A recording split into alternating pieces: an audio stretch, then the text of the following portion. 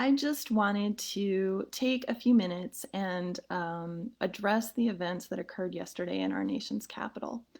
The riots and the violence, I'm sure, were as disheartening for you as they were for me to watch.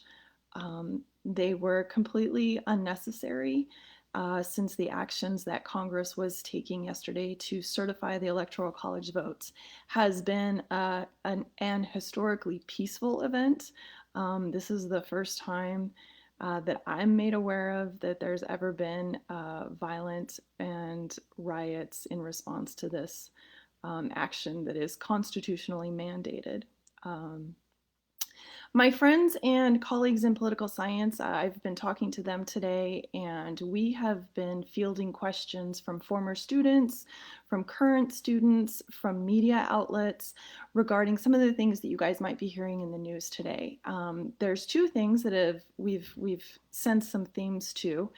First, the recent action by social media to restrict usage, and then secondly, the call from recently from presumptive Senate leader Schumer to invoke the 25th Amendment against current President Trump. So let me address each of these in turn. First, the freedom of speech is a liberty that's granted in the First Amendment, and this liberty can be restricted or it can be removed if there are such behaviors or actions that warrant such a severe punishment. When someone uses speech that is meant to incite violence or encourage harm against somebody else, it is not considered a protected form of speech. In other words, it's not considered free speech. And the Supreme Court has repeatedly upheld that definition, going back to the early 1900s with case law. Secondly, the call from Senator Schumer for Vice President Pence to invoke the 25th Amendment refers to the removal of a president if he is deemed unable or unfit to carry out the duties of the office.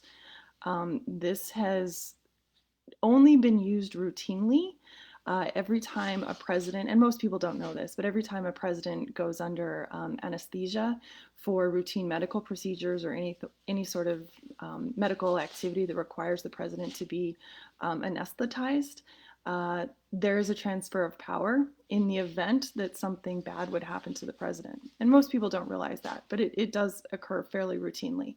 Not a part of the 25th Amendment as we are hearing about it spoke today. But basically, if this were to occur, the invocation of the 25th Amendment would look a little bit like this, and it's a little more nuanced than this. But Vice President Pence would get together with the primary leaders, or the Constitution calls it principal officers, of the administration. We would recognize this as the president's cabinet. They would draft a letter and send it to the president pro tempore of the Senate and the House Majority Leader. And this letter would indicate that the president is unable or unfit to perform the duties of the office. At that time, the vice president would assume the roles and the duties of the presidency. The president, at the same time, can send a letter to the same individuals, the president pro tempore and the House Majority, or House Leader, excuse me, and say, hey, I am completely capable of fulfilling the duties of the office. At which time, if that were to occur, the vice president and the cabinet, or the principal leaders, would have to send another letter, and that would trigger congressional action. So Congress would have to meet within 4 days, and they would have to vote, and it would require 2/3 of a vote in both the U.S. House and the U.S. Senate to effectively remove the president from office. So this is very different than an impeachment hearing. Personally, I don't feel that this is going to take place. The president has great support in his administration and with Vice President Pence. So I hesitate to say I don't think this will happen. Given recent events, I've been shocked just as much as you have with some of the things that have occurred.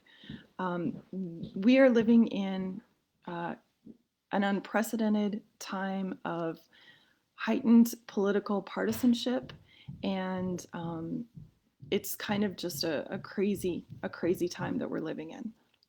So One of the things that I also wanted to address, especially with the LMC Votes Facebook page in our community, is I am a big proponent of peaceful discourse and positive communication and nonpartisanship because I teach political science at Lake Michigan College. It is very, very important to me. On that note, I do want to give a plug for our classes at Lake Michigan College. I am seeing lots of posts on social media and lots of information that is being presented on news sources even that is incorrect, inaccurate, misrepresented, or miscommunicated, or all of the above. So if you are looking for a source of information, next week LMC Votes, the Facebook page, will be picking back up again, and you'll start to see more posts from myself and my students. You will also have the opportunity this spring to take some courses if you choose to. We teach national government. We have several instructors, myself. Lake Michigan College is very honored and privileged to have Mr. John Ney. He is a former ambassador and State Department employee who's teaching one of our national government sections on Tuesday. So if you are looking for a worldview and great discussion, I would recommend Mr. Ney's class, Tuesdays and Thursdays. We are also very lucky at Lake Michigan College to have Mr. Eric Gustafson, who is a Supreme Court scholar. He is a recent author on Supreme Court insights, I will call it that. And he is teaching a special topics course for us this semester. It is Worldviews in the Supreme Court. It's POSC 205. So I want to give a plug for Mr. Gustafson because he is an amazing instructor and I would recommend his class as well. We also, if you want to get out of national government, we have a section of state government courses and we have a comparative government course. I will be teaching an online section of comparative government where we look at governments across the world, several different countries, and we'll compare and contrast the differences between regimes, regime types, and organizations, and even in some cases the economic situations and how their government runs things and how it affects their society. So that is POSC 202, Comparative Governments, if you're interested in that. Thank you so much for tuning in and for watching. I hope that you all take this information and do your own research, investigate some of the things that you're hearing if they raise the hairs on the back of your neck and they don't seem accurate. And if you have any questions, please feel free to email me. I'm happy to continue to field questions about what's going on in our political climate right now. I would also encourage you, if you have questions about political science courses or some of our amazing other courses, communications, speech, rhetoric, history, English, all of those courses, please speak with an academic advisor today. Classes start January 19th at Lake Michigan College. So thank you and have a super wonderful day.